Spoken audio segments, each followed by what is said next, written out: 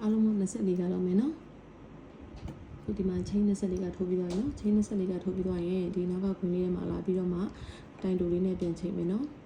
အဲ့ဒါဟိုပန်းပွင့်နေမှာထိုးခဲ့ပြီးချိတ်ခဲ့တဲ့လိုမျိုးလေးပြန်ချိတ်တာနော်အခုလိုမျိုးလေးပြီးသွားပြီနောက်ပြီးရင်နောက်ထပ်တစ်ခွင်အောင်လည်းလာပြီးတော့အဲ့လိုမျိုးလေးပြန်ချိတ်မယ်နော်တိုင်တိုလေးပဲပြန်ချိတ်မှာနော်ဒါဆိုရင်2ခွင်နောက်ထပ်တစ်ခွင်အလုံးပေါင်း3ခွင်ပေါ့နော်အခုဒါဆိုရင်3ခွင်ဒါဆိုရင်1 2 3 4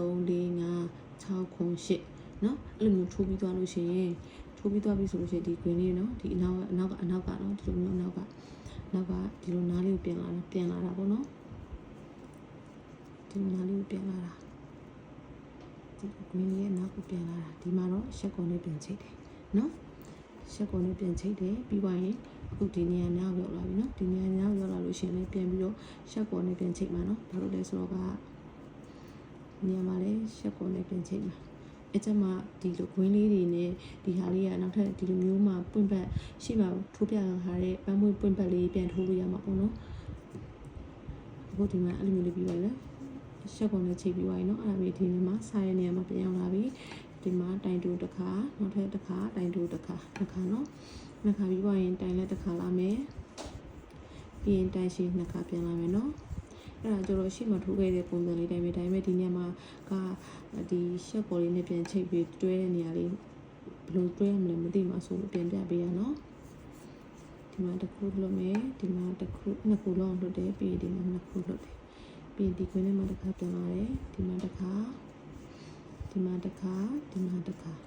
ပြီးရင်ဒီနေရာမှာတိုင်ရှိနှစ်ခါပြန်လာထိုးမယ်ပြီးရင်ဒီနေရာမှာတိုင်ရှိတစ်ခါပြန်လာထိုးမယ်ဒါဆိုတိုင်ရှိနှစ်ခါထိုးပြီးတော့ပြီနော်ပြီးရင်ဒီနေရာမှာတိုင်လက်ပြန်ထိုးတယ်နော်တိုင်လက်ပြန်ထိုးတယ်ပြီးရင်ဒီနေရာမှာကတိုင်တိုးတစ်ခါပြန်လာထိုးတယ်ပြီးရင်ချိန်နှစ်ခါတက်မယ်ချိန်နှစ်ခါတက်ပြီးတော့ရင်ဒီဟာဟိုဘက်ထိပြန်ပြီးတော့ရှက်ပေါ်နဲ့ပြန်ချိတ်တာ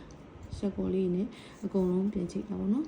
ရှက်ကော်လေးနဲ့ပြန်ချိတ်တယ်ဆိုရင်ဒီ3ခုကိုလည်းအဲ့လိုမျိုးလေးပြန်ထိုးမှာပေါ့နော်ပြန်ထိုးပြီးတော့လို့ရှိရင်ဒီနေရာရောက်လို့ရှိရင်ရှက်ကော်လေးနဲ့ပြန်ချိတ်မှာနော်အဲ့လိုမျိုးလေးနဲ့ထိုးရုံပဲပေါ့နော်အဲ့လိုမျိုးရှက်ကော်လေးနဲ့ချိတ်ပြီးသွားလို့ရှိရင်ခြေစားလေးထည့်ရုံပဲနော်အကြရင်ဒီဟာပွင့်ပတ်လေးဒီလိုတောင်းပွင့်ပတ်လေးပြီးသွားပြီပေါ့နော်ဒါဆိုရင်ဒီဟာကနောက်ထပ်2ခုထပ်ထိုးမယ်နော်ဟိုဒီလိုမျိုးပွင့်ချက်ကကျတော့နောက်ထပ်2ခုထပ်ထိုးမယ်နော်ဒီဟာက3ချက်ရှိရမယ်ဒီဟာကလည်း3ချက်ရှိရမယ်နော်